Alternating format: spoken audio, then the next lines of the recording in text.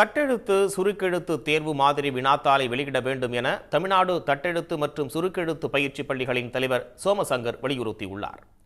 தமிழ்நாடு தொழில்நுட்ப இயக்கத்தின் கட்டுப்பாட்டில் 4500 தட்டெழுத்து மற்றும் சுருக்கெழுத்து பயிற்சி மையங்கள் இயங்கி வருகின்றன. இதில் 6 மாதத்திற்கு ஒருமுறை 2.5 லட்சம் மாணவ மாணவிகள் தட்டச்சு பயிற்சி பெற்று தேர்வு எழுதுவார்கள். இதற்காக கடந்த பல ஆண்டுகளாக ஒரே பாடத்திட்டம் கடைபிடிக்கப்பட்டு வந்தது. தட்டச்சு பயிலும் மாணவர்களின் தரத்தை உயர்த்தும் வகையில் அடுத்த ஆண்டு நடைபெறும் தேர்வில் புதிய பாடத்திட்டம் நடைமுறைப்படுத்தப்படும் என தொழில்நுட்ப கல்வி இயக்ககம் அறிவிப்பு வெளியிட்டிருந்தது. இந்த அறிவிப்பு வெளியாகி 40 நாட்களுக்கு மேலாகியும் புதிய பாடத்திட்டத்திற்கான மாதிரி வினாத்தாள் வெளியிடப்படாமல் உள்ளது.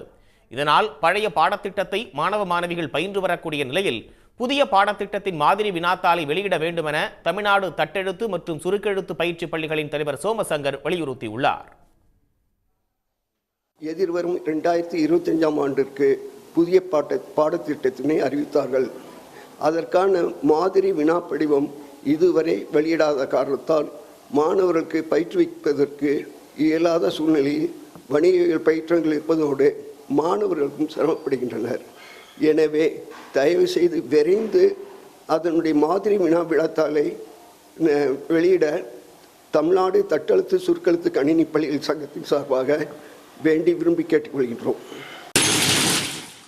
மாணவர்களின் நலன் கருதி தேர்வுக்கான மாதிரி வினா படிவத்தை வெளியிட தொழிற்கல்வி இயக்குநருக்கு உத்தரவிட வேண்டும் என முதலமைச்சருக்கு தட்டெழுத்து மற்றும் சுருக்கெழுத்து பயிற்சி பள்ளிகளின் தலைவர் சோமசங்கர் வலியுறுத்தியுள்ளார். உடனுக்குடன் செய்திகளை தெரிந்து கொள்ள சன் நியூஸ் பெல் ஐகானை கிளிக் பண்ணுங்க.